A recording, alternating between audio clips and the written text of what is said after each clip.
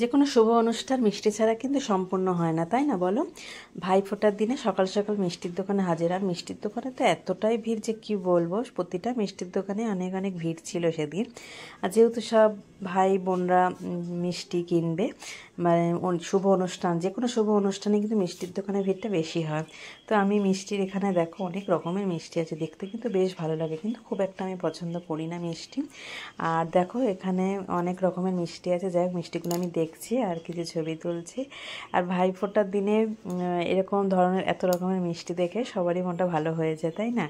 আর ভাইফোঁটার gift তো আছে, কিন্তু এই যে এই বক্সটা দেখো, দেখেই তো বেশ ভালো লাগছে। আচ্ছা, যে কোনো শুভ অনুষ্ঠানে এইটা ছাড়াও কিন্তু চলে না, কি বলো তো, পায়েস, মিষ্টি আর পায়েস। পায়েসটা হচ্ছে শুভ, যে কোনো অনুষ্ঠানে, শুভ অনুষ্ঠানে এটা করা। আর এখানে মিক্সড ফ্রাইড রাইস হচ্ছে।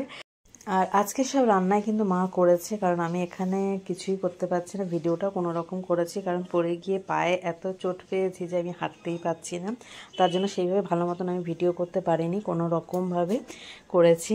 তাও আমার সব পাশে সব হেল্পাররা আমাকে একটু হেল্প করেছে ভিডিও করার জন্য।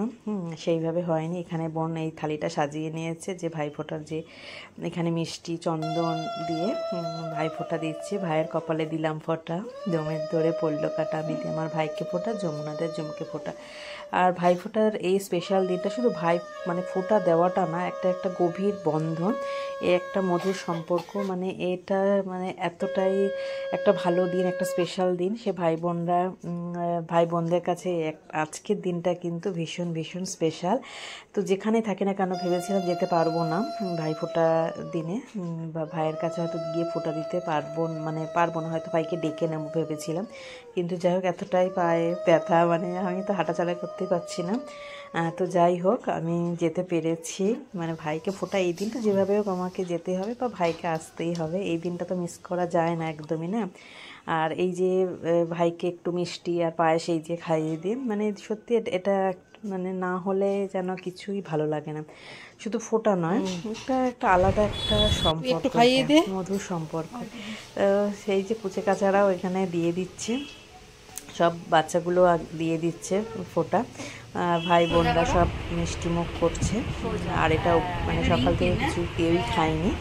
তারপরে এই যে ভাই ফোঁটা দিয়ে দেখো ও খেয়ে নিল। আমি খাবো না। দে দিদুনকে। খাবে? হ্যাঁ খাবে।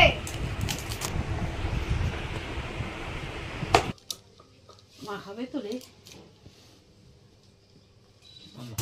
মিষ্টি কিন্তু আর একটু বাটি করে নিয়ে এসে তিনজন খা।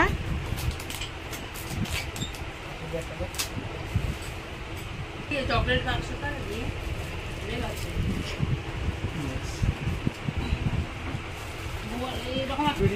হ্যাঁ খাও তো দিই তোকে। ওটা এক ভোট ভিডিও করতে। আর কিছু ভিডিও ফটো শ্যুট করেছে, সেগুলো আমি ফটো পোস্ট করে দিয়েছি, এর মধ্যে আর দেখালাম না ভিডিওতে।